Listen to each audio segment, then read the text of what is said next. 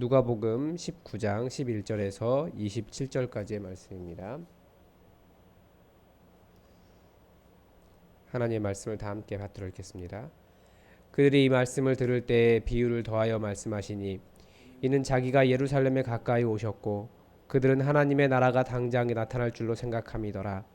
이르시되 어떤 귀인이 왕위를 받아 가지고 오려고 먼 나라로 갈 때에 그 종 열을 불러 은화 열 문화를 주며 이르되 내가 돌아올 때까지 장사하라 하니라. 그런데 그 백성이 그를 미워하여 사자를 뒤로 보내어 이르되 우리는 이 사람이 우리의 왕 됨을 원하지 아니하나이다 하였더라.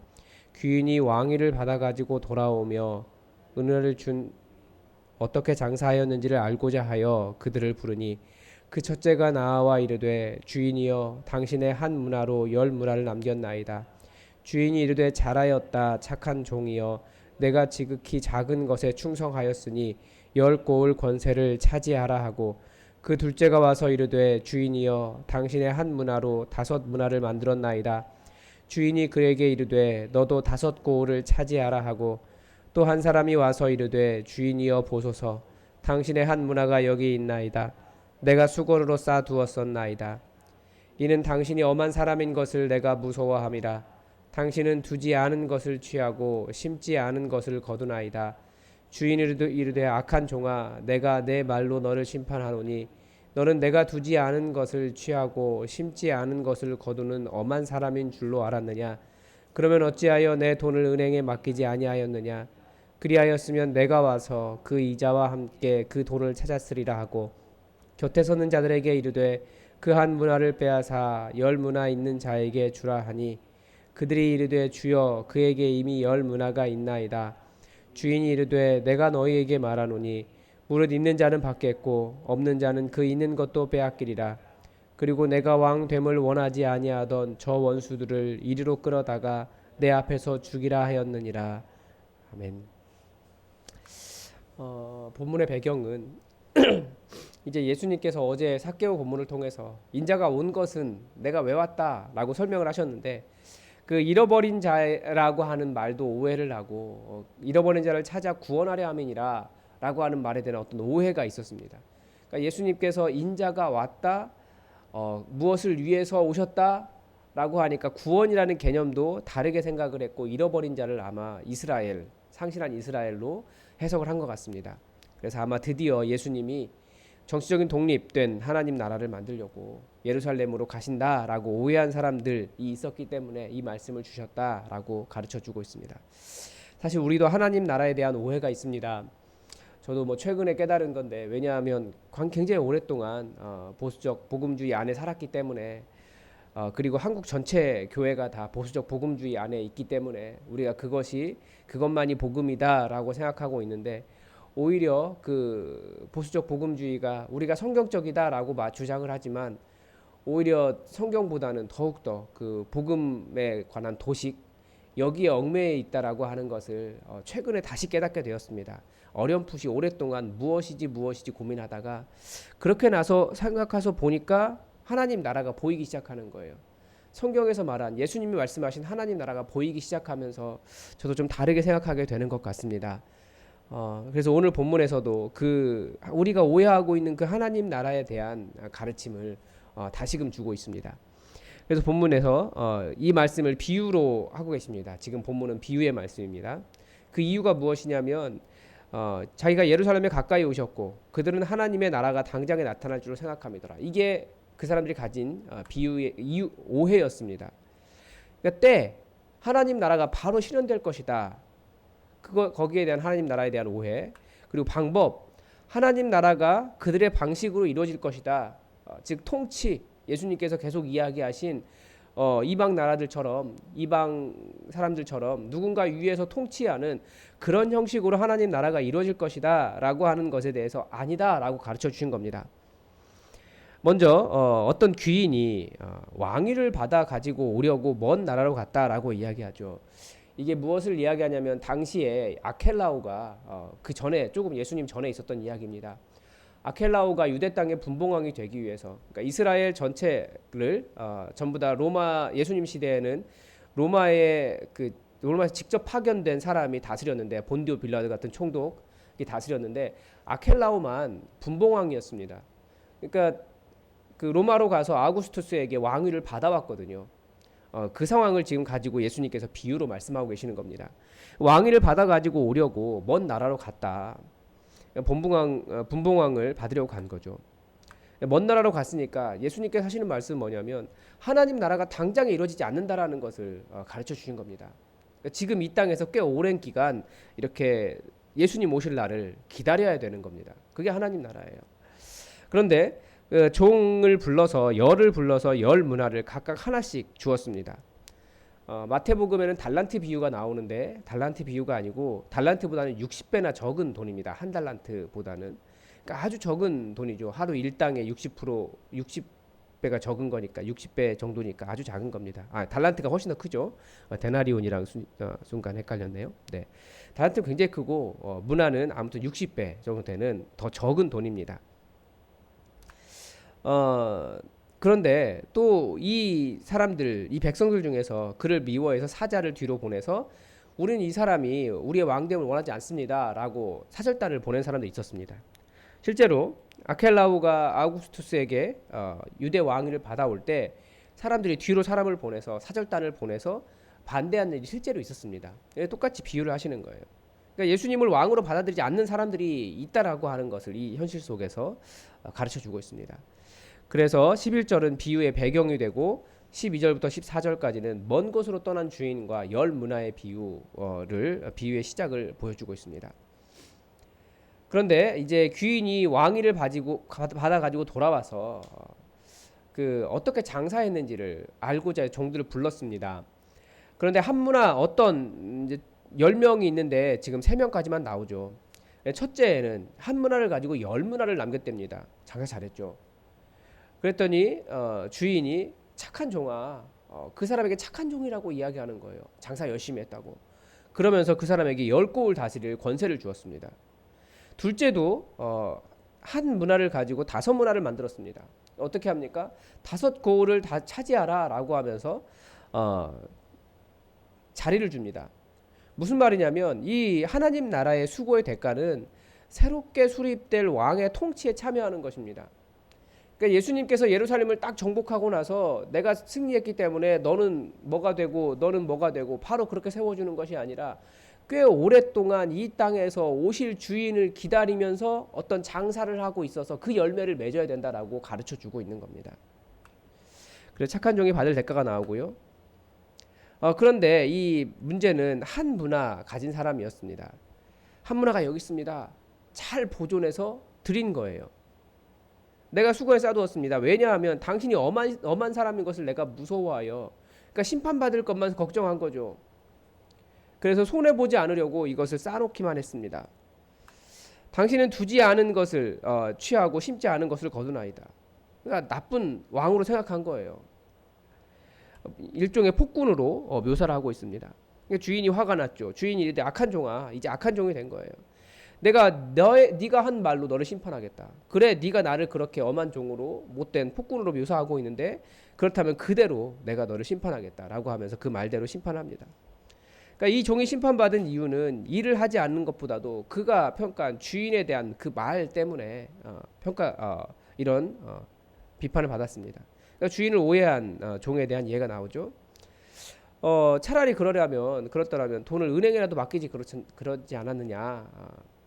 그럼 이자라도 받지 않았겠느냐. 그러니까 열매가 전혀 없는 것에 대해서, 조금도 늘지 않은 것에 대해서 예수님께서 이 비유를 통해서 말씀하신 겁니다. 그래서 그것을 뺏어서 오히려 열문화 있는 자에게 주었다는 것을 볼 수 있습니다. 26절에 가보면 그래서 예수님께서 결론적으로 무릇 있는 자는 받겠고 없는 자는 그 있는 것도 빼앗기리라. 없는 자입니까? 없는 자 아니에요. 그대로 자기가 받은 대로 그대로 예수님께 돌려드린 사람이에요. 더 늘리지도 않고 어떤 일도 하지 않은 거예요. 그걸 예수님은 없다라고 말씀하신 겁니다. 그리고 그런 사람들은 빼앗길 것이다라고 말씀하셨어요. 굉장히 우리가 잘 들어야 됩니다. 왜냐하면 우리는 믿었지만 우리 신앙의 대가 우리에서 끊기면 우리도 그냥 받은 것 그대로 가지고 있다가 우리 주님 혹시나 제가 사고 칠까봐 그냥 저만 잘 구원받은 사람 됐어요 라고 해서 예수님께 나아가면 예수님이 너 아무것도 없는 사람이다.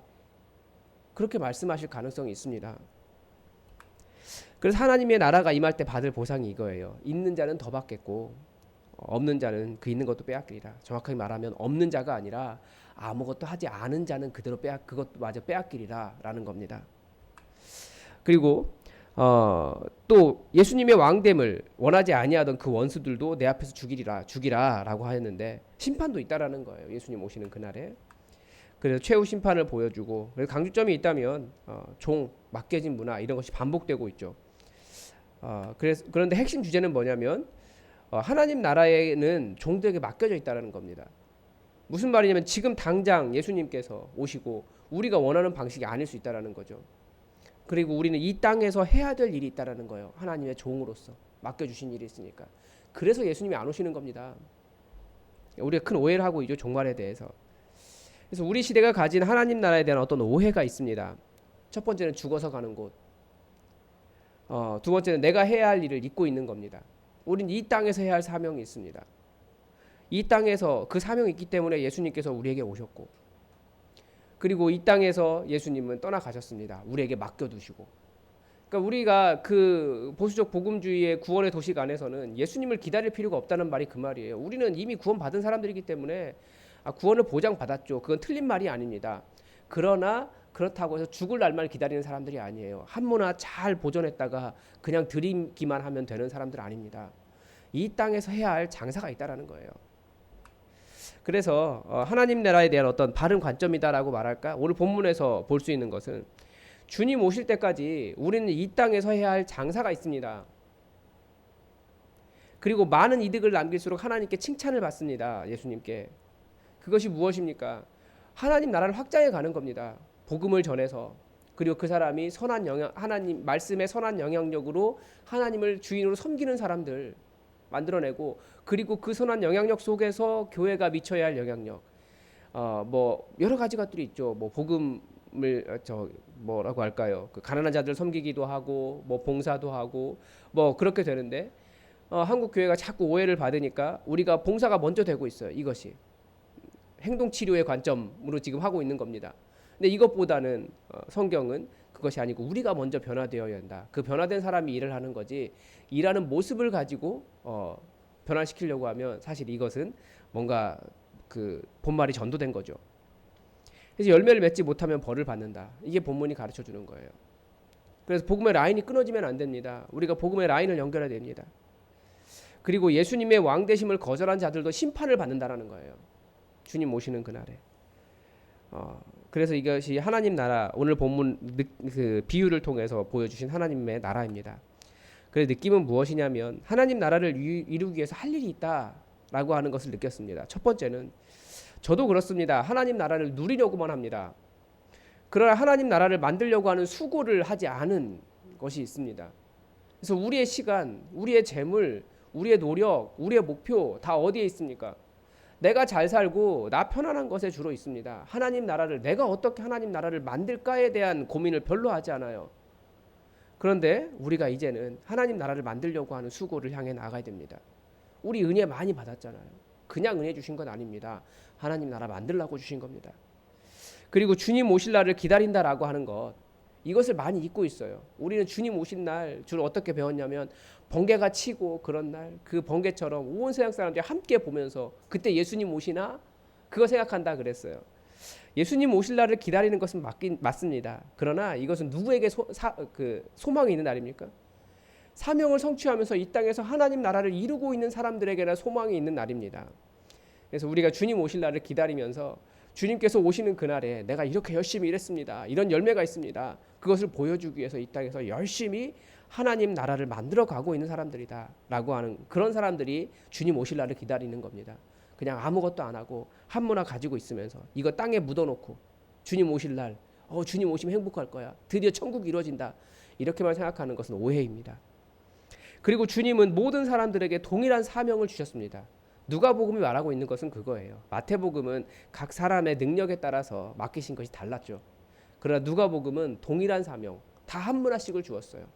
그런데 그 결과는 다를 수 있습니다. 어떤 사람은 10문화를 남길 수도 있고 어떤 사람은 5문화 남길 수도 있어요. 그러나 아무것도 하지 않고 그것을 묻어만 두고 그저 나만 잘 살고만 있으면 그것은 제자로서의 옳은 삶은 아니다라고 본문은 가르쳐 줍니다. 그리고 주님의 왕되심을 거부한 사람은 심판을 받습니다. 왜 그렇습니까? 계속 이야기하지만 우리의 죄는 무엇이냐면 우리 주님을 왕으로 모시지 않는 거예요. 계속해서 우리가 교회 안에서 확인해야 될 것이 너 정말 예수님을 왕으로 섬기느냐? 그것이 우리가 영접을 했다는 뜻이거든요. 우리는 영접을 어떻게 이해하냐면 영접 기도한 것을 영접이라고 생각을 해요. 그게 보수적 복음주의의 구원의 도식입니다. 그것이 아니라 정말 영접했다면 나 자신을 내려놓고 사형리에서도 핵심으로 설명하고 있는데 영접 기도만 강조하다 보니까 그걸 설명을 못하고 있어요. 보수적 복음주의가 그 열매라고 하는 것을 영접 기도한 사람 그 수를 세는데 관심이 있었기 때문에 그걸 강조하지 않았는데 그러니까 보수적 복음주의의 도식이 틀린 게 아니에요. 강조점이 달라서 그렇습니다. 중요한 거 주님의 왕되심을 거부한 사람 그 죄악 가운데 그대로 살고 있는 사람들에 대한 거부를 하고 있는 겁니다. 그건 죄예요. 예수 믿는다고 말하면서 나의 왕이 다른 것이 되고 주님이 왕되심을 거부한 그 사람들은 주님 오시는 날에 심판을 받는다. 이것이 본문이 가르쳐 주신 그래서 이것을 다시 한번 보게 되었습니다. 그래서 예수님을 기다리면서 이 세상에서 하나님 나라를 만들게 노력해야 된다. 그러니까 첫 번째는 예수님을 기다리는 거예요. 종말론이라고 하는 것이 그겁니다. 주님 오실 날 분명히 정해져 있어요. 오십니다. 그런데 예수님 오시는 그날을 기다리는 겁니다. 그리고 이 세상에서 주님이 아직 오시지 않으셨기 때문에 아직 오실 그때까지 우리는 이 세상에서 무엇을 해야 됩니까? 하나님 나라를 만들기 노력해야 됩니다. 그게 우리가 해야 될 장사입니다. 본문을 적용하면 첫 번째는 그 장사 열매를 맺는다는 것이 결국 복음을 전하는 것입니다. 하나님을 왕으로 섬기지 않는 사람들 그리고 그러면서 결국은 따라가는 것이 세상 풍조와 공중 것에 잡은 자가 받게 되지 않은 그 사람들에게 복음을 전하는 겁니다. 너의 주인이 하나님이시다. 너를 구원할 자가 예수 그리스도다. 그 복음을 전하며 열매를 맺는 겁니다. 그래서 우리 주변에 보면 너무 어려운 사람 어제 드린 말씀에는 너무 어려운 사람은 전하기 힘들다 그랬습니다. 많이 찔러야 돼요. 꽤 오랜 시간이 걸릴 수 있어요. 몇십 년이 걸릴 수도 있어요. 여러분들 경험 속에 그런 사람들 있을 겁니다. 그렇지만 언젠가는 복음이 전하기 때문에 포기할 것은 아니지만 우리가 당장 나가서 거둬야 할 열매가 있다면 정말 교회에 대해서 관심 있는 사람 예수님을 알고자 하는 사람 예수님 필요한 사람 그 인생에 너 딱 예수 믿어야 돼. 그거 예수님 믿지 않으면 네 인생 해결 안 돼. 딱 그 사람들에게 가는 겁니다. 그래서 복음을 전해야 됩니다. 그리고 두 번째는 복음을 전하는 것만큼 중요한 것은 교회 공동체입니다. 교회 공동체를 잘 세우는 거예요. 이 교회가 예수님께서 예수님의 모든 사역의 결과로 남겨진 것이 교회 공동체였습니다. 제자들의 공동체, 성령 충만한 그 사랑으로 하나 된 공동체 만드셨어요. 왜 그렇겠습니까? 아무리 새로운 사람 데려와 봐야 그 공동체가 바로 서 있지 않으면 그 사람 변화시킬 만한 삶의 라이프 스타일이 없어요. 그럼 어차피 다시 상처받고 교회 떠나게 됩니다. 정말 힘든 사람 왔는데 사람들이 자꾸 그 힘든 것, 그 사람 수군거리기만 하면 그 사람 예수 믿기 어렵습니다. 그래서 정말 중요한 것이 예수님의 그 사랑으로 비록 그러하다 할지라도 우리가 용납받은 것처럼 우리 같은 죄인 용납하신 예수님처럼 우리도 용납하는 그런 사랑의 공동체가 만들어지지 않으면 정말 복음의 영향력이라고 하는 것은 아무것도 되지 않습니다. 그리고 세 번째, 우리가 예수님을 기다려야 된다는 거예요. 왜 기다립니까? 천국으로 들림받기 위해서 기다리는 것이 아니라 이 땅이 하나님 나라로 완성되는 날이기 때문에 그렇습니다. 그러니까 우리가 기억하고 있어야 됩니다. 이 땅은 하나님 나라가 아닙니다. 예수님께서 이미 오셨기는 하지만 그리고 하나님 나라의 통치가 이루어지고 있어서 하나님 나라처럼 보이기도 하지만 우리에게는 그러나 여전히 공중권세 잡은 자가 아주 강하게 역사하는 하나님 나라가 되지 않았어요. 우리에게 주어진 사명입니다. 그래서 한 걸음씩 복음을 전하며 그리스도를 예수님을 닮아가며 하나님 나라를 확장하라고 하나님 나라를 만들어 가라고 우리에게 주신 기간인데 그런데 그래도 우리가 다 완성할 수 없다라고 가르쳐 줍니다. 그런데 이 최후의 완성은 주님 오시는 그날에 이루어지기 때문에 그래서 우리는 예수님 오시는 날을 기다립니다. 그러니까 들림받기 위해서 가는 게 아니에요. 물론 말씀에는 뭐 천사장의 호령도 있고 그럴 때 예수님 오시면 뭐 들림받는다라고 하는 내용이 나와 있죠. 그런데 요한계시록에서는 하나님 나라는 새 예루살렘은 내려오는 것으로 설명하고 있어요. 우리가 완전히 다 바뀌고 정확한 모습은 모르지만 최소한 천국은 우리가 이 땅에서 죽어서 들림받기 위해서 가는 것이 아니라 아직 오지 않은 already but not yet 아직 안 된 이 세상 속에서 그 오신 주님의 나라를 점점 더 확장해 나가면서 주님 오실 날을 기다리는 겁니다. 하나님의 나라가 그때가 완성되기 때문에. 그래서 우리가 이 비유를 잘 들어서 우리가 원하는 방법, 우리가 그런 예수님 나라가 아니라 하나님 나라가 아니라 정말 말씀이 말하는 이 하나님 나라를 깨닫고 우리가 이 땅에서 한 문화씩 받은 사람으로서 어떤 열매를 맺을까, 우리가 정말 하나님 나라를 위해서 한 걸음씩 그렇게 전진하기를 바랍니다. 기도하겠습니다. 하나님, 우리가 이 땅에서 해야 될 일이 있다라는 것을 깨닫고 또 우리가 지금까지 받아들인 복음, 우리가 안주했던 복음의 도식이 죽을 날만 기다리는 사람밖에 되지 않는다라는 것을 깨닫기 시작하니 예수님께서 말씀하신 하나님 나라가 무엇인지 더욱더 뚜렷하게 보입니다.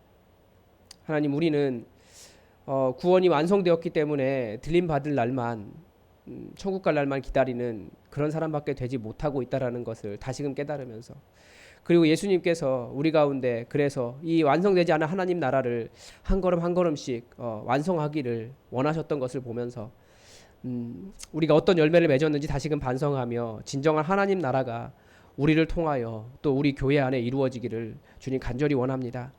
하나님, 우리를 부르셔서 한 문화를 주시며 어떤 사명을 주셨는데 우리가 어떤 열매를 맺어서 아버지 앞에 나아가겠습니까? 아버지, 우리를 부르신 주인께서 그렇게 우리에게 원하시는 열매가 있는데 그저 내 한 몸 잘 보존해서 천국 가면 그것이 전부가 아니라고 하는 것을 오늘 말씀은 가르쳐주고 있는데, 하나님 정말 통렬하게 반성하며 내가 부름받은 제자로서 주님께서 우리에게 부어주신 그 많은 은혜의 이유가 무엇인지 다시 한번 깨달으며 주님, 우리 주변에 복음을 전하고 우리 주변에 하나님 나라를 확장해가고 또 우리 주변에 하나님 나라를 이루어서 주님께서 오시는 그날에 네가 잘하였다 착한 종아 칭찬받을 수 있도록 주님, 우리에게 주의 영을 부으사 주의 사명 온전히 이룰 수 있도록 도와주시옵소서. 하나님 나라 이룰 수 있도록 도와주시옵소서.